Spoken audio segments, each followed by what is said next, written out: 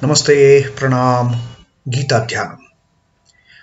Om Parthaya Pratibodhitam Bhagavata Narayanena Swayam Vyasena Grathitam Purana Munina Madhye Mahabharatam Advaitam Ritavarshinim Bhagavatim Ashtadashadhyayinim Ambatva Manusandadhami Bhagavad Gite Bhavadveshinim.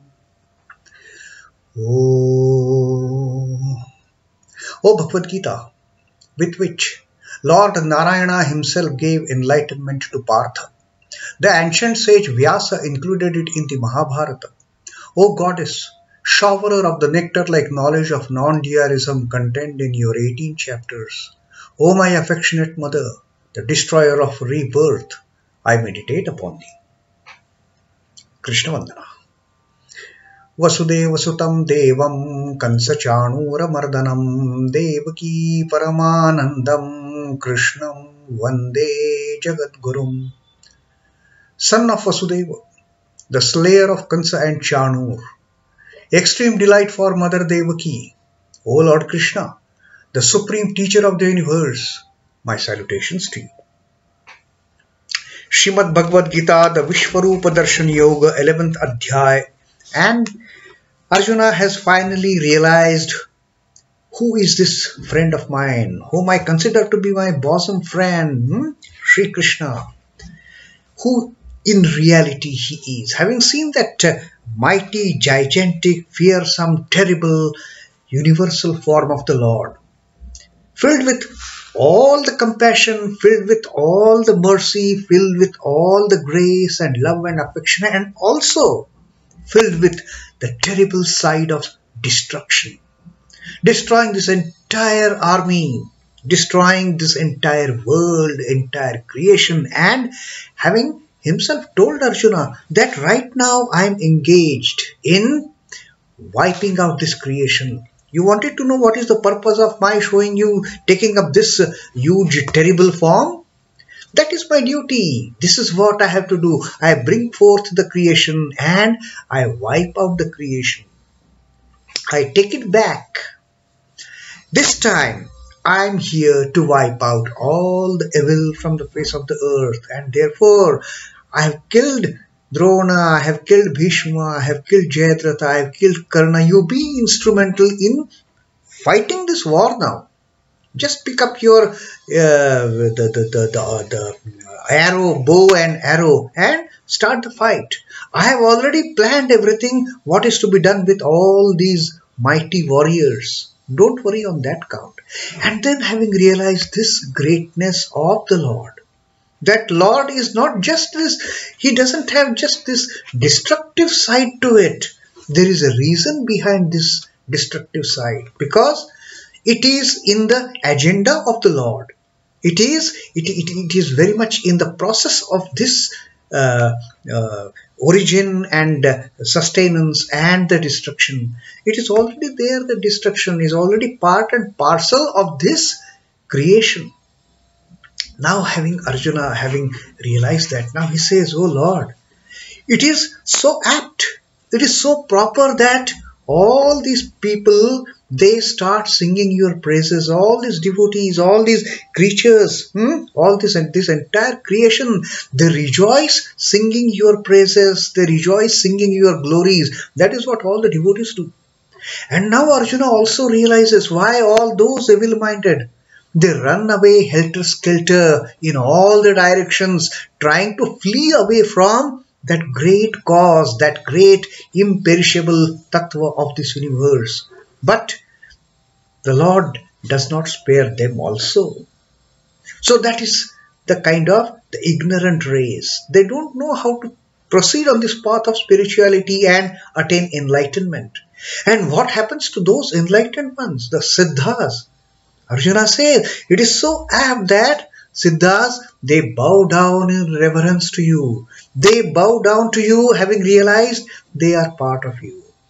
They realize that you are that ultimate destination to which all these enlightened, illumined, realized souls they are heading towards. So that was our last reading. Arjuna Uvacha Sthane Rishikesha Tava Prakirtya Jagat Prarhishyatyanurajjate cha Rakshanse Bhitani Rishodravanti Sarve Namastanti Sarve Namasyanti cha Siddha Sanghaha.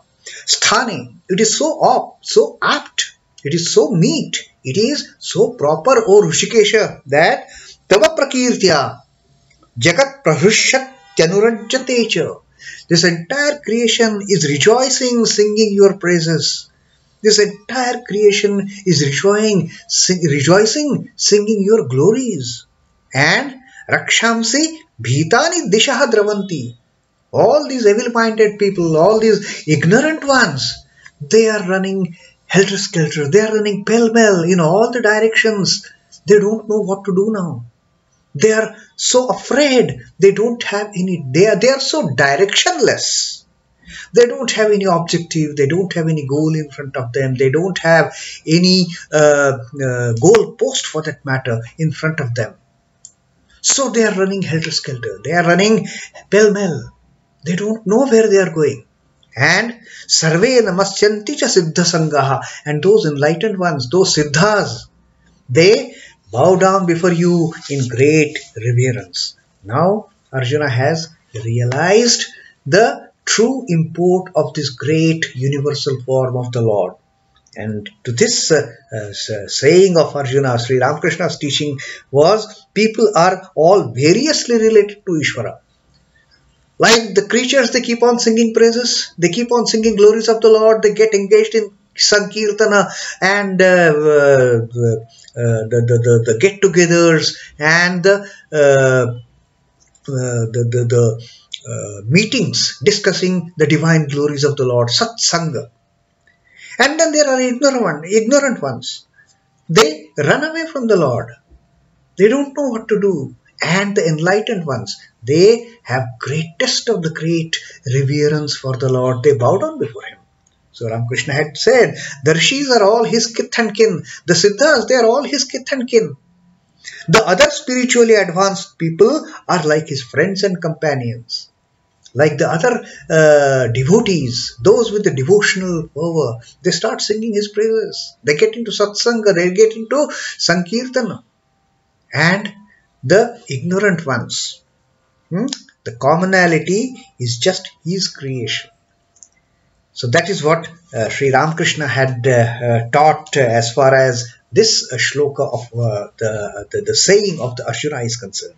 And now Arjuna is in full mood of praising the Lord, in full mood of singing the glories of the Lord, because now he has truly understood.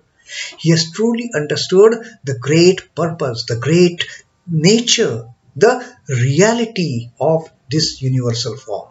And now Arjuna says, kasmācca tena nameranmahātman garīyase brahmaṇo'pyādikartre ananta deveśa jagannivāsa tvamakṣaraṃ sadasattatparaṃ yat.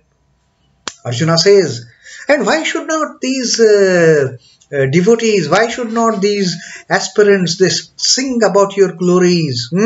Yes, kasmācca na me nameran, kasmācca te nameran mahātman, O Mahatman. Why should they not prostrate before you? Why should not they sing glories before you? Nameran is may prostrate. Kasmācca te nameran. And why should not they bow down before you, all these enlightened souls?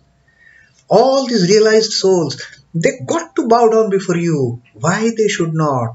So Arjuna now has realized that these realized souls, these enlightened souls, when they bow down before him, there is a reason behind that. And therefore Arjuna says, why not? Kasmat cha te na nameran Mahatman. You are Mahatman. Oh Mahatman, what is wrong? Why should not they bow down before you? Garīyase brahmaṇo'pyādikartre. Garīyase, you are greater than Brahmanaha, greater than that, Satchidananda Brahma. Satchidananda Brahman, you are greater than that. Api Adikartre, that Brahman who is the primal Purusha, you are greater than him. You are greater than that Adikartre, the primal cause, the Brahman, the Satchidananda Brahman, from whom this entire creation, the Prakriti, has got projected. You are even greater than that Adi Purusha Brahman, that Para Brahman. Therefore, what is wrong if these siddhas, these realized souls, they start bowing down before you? It is but natural that they will offer their reverences, they will prostrate before you. Ananta, deveśa, jagannivāsa. Now these are all the adjectives. This is the understanding of Arjuna now as far as that universal form is concerned. Ananta. He is limitless. There is no beginning, there is no middle, there is no end. He is infinite being. Deveśa, he is the God of gods. Because Arjuna has seen all the gods and goddesses rushing into this form, into this universal form, into this Vishwarupa, and happily rushing, merging in that one great cause, that great Lord, which is Ananta, the infinite being. So even he is the God of gods. All the gods and goddesses, they are merging in this great eternal entity. Ananta deveśa, jagannivāsa, and yes, he is the ultimate shelter, he is the ultimate refuge for this entire creation. From him creation comes out, in him creation resides, and again in him it draws back the creation in him. He is the ultimate shelter. He is the ultimate shelter, jagannivāsa, or nivāsa, shelter, ultimate shelter for this entire creation. Tvamakṣaraṃ, you are Akshara, you are imperishable. There is no perishment for you, not like us. Today it is there, tomorrow it is not there. You are always there, you are ever existent. There was no time when you did not exist. There is no time when you are not going to exist. You are Aksharam. Tvamakṣaraṃ. You are imperishable. You will be there always. You have been there, you are there, you will be there. We may come and go. We are all the imperishable things. This creation, this earth, this solar system, this Milky Way, this galaxy, all these things may come and go. They will come and go, but that primal Purusha, the Akshara Tattva, that will always remain. It is imperishable. And sadasattatparaṃ, you are beyond the real and the unreal. You are beyond the being and the non-being. Sat is being. Sat is the one that is ever existing, and asat is perishable. You are beyond.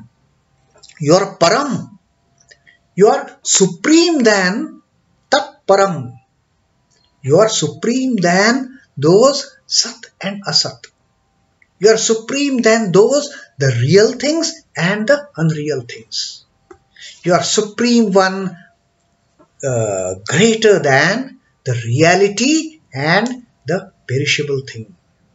So this is now the understanding of Arjuna, and he starts praising the glories. Like he said, why she? Yes, the creation rejoices praising singing your glories. The creation rejoices singing your greatness, singing your praises. And now that is what Arjuna exactly is doing. He has got into that divine mood, into that spiritual fervor, that he has started singing praises of the Lord. And Arjuna says, why these great souls should not bow down before you, O Mahatman? You deserve it. And it is their fortune that they have realized your greatness, and therefore they are bowing down before you. And why should they not, O great souled one, bow to you, greater than all, the primal cause even of Brahman? You are even the cause of Brahman. the Satchidananda Brahman, from whom this Prakriti is getting projected.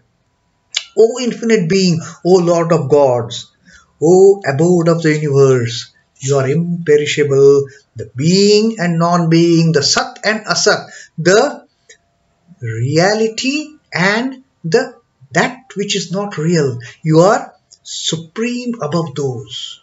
Tatparam. You are beyond those Sat and Asat.